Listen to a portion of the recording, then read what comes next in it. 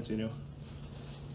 大家好，我很高兴今天来到伦敦，给你们介绍一下我们的 Iris 项目。As you've probably picked up already, I'm not based in London, I'm based in Beijing. And I'm in charge of Asia for Iris Payment Solutions. So I'll tell you three things today. The first thing I'll tell you is why I got myself involved in Iris from a personal perspective. The second thing I'll tell you is what, in my view, the current state of the financial system in terms of payment processing is. And the third thing I'm going to tell you is a short explanation of what Iris does and how we got where we are today. So I first moved to China in 2012, doing really random jobs, and I was really fascinated with the economy and how it's growing. But what people were using back then was really mostly cash. So every time you got into a cab, you needed to get your cash out, and then everybody was keeping cash all over their pockets. People were wondering where to put it because the Chinese currency is, if you compare it to British pound, 1 to 10. So people kept a lot of cash because there's a large amount of notes floating around. And then I went back to Europe. I went back to the UK for a while. And I went back to China again in 2016. And second time I moved to China, nobody had cash. So I went to the airport and I was carrying my renminbi in my pocket. I tried to get a cab and I got my cash out, and the driver looked at me and went like, "Why do you have cash?" So he asked me for my QR code. So a QR code is, as you probably know, a code that's uniquely generated, and in China they use it for the purposes of payment. So what we saw in this 4-year period was an enormous transformation. People moved from carrying notes, from paying cash, to a completely digitized payment system. And I thought that was a profound change in the way that they think about payment and in the way that they process financial transactions. So I believe that's a part of a bigger movement. But here's the problem. At the moment, the way that financial payment systems work is there is a trade-off between speed and security. So the faster the transaction goes through, usually the less secure it is, and the slower the transaction goes through, the safer it is. So if you want to go for a very safe payment method, for example, you could use the traditional SWIFT processing payment system, but it's going to cost you on average around $25 to put a transaction through, and it's going to take you 1 to 3 days.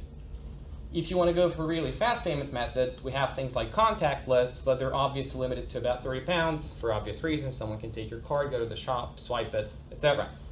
So what I thought back then was we need a way to change this. And what we came up is the very, very first concept of Iris. So in early 2017, what we built is this rather outdated looking device. And that was the very first time we conceptualized Iris, and it had a screen on top. And what it really did was it could scan your finger, so you can put your finger here, and the lights come on if you plug it in. And then it scans your finger, and it authenticates you within a couple of seconds. So this essentially solved the security problem without compromising transaction speed, because you could hook up any existing payment system and link it to our device. But obviously, as you can see, this is a very big device, very chunky. You can't really imagine every merchant having a huge device like this. So over the past couple of years, what we've been working on is making this smaller, faster, more efficient, and integrating it with the blockchain. So we use the exact same finger vein scanning system.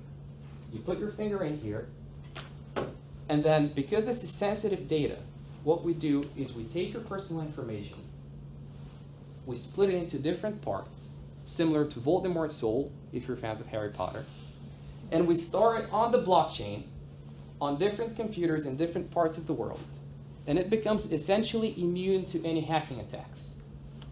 So there are a few ways you can do biometric authentication. So one of them is finger vein scanning, as I mentioned. One of them is finger palm scanning. One of them is face scanning. You have fingerprint scanning. And we've done really thorough analysis in the past year, working with data scientists. And what we figured out is that fingerprint scanning and face scanning can be most easily spoofed. So we got left with two options. One is what you see here, a finger vein scanner. And the other one is a palm scanner, which we're currently working on. We hope that with this technology, we can resolve the security problem without compromising speed. We can integrate fiat and cryptocurrency accounts into one ecosystem. And that's not all. Because with Iris, you build your own digital identity. We can take this and integrate it in all places that require identification. Hotels, cars, homes. You can open and lock your door just with the tip of your finger. So we believe that Iris has the potential to revolutionize both the financial system, payment, and everyday life. Thank you.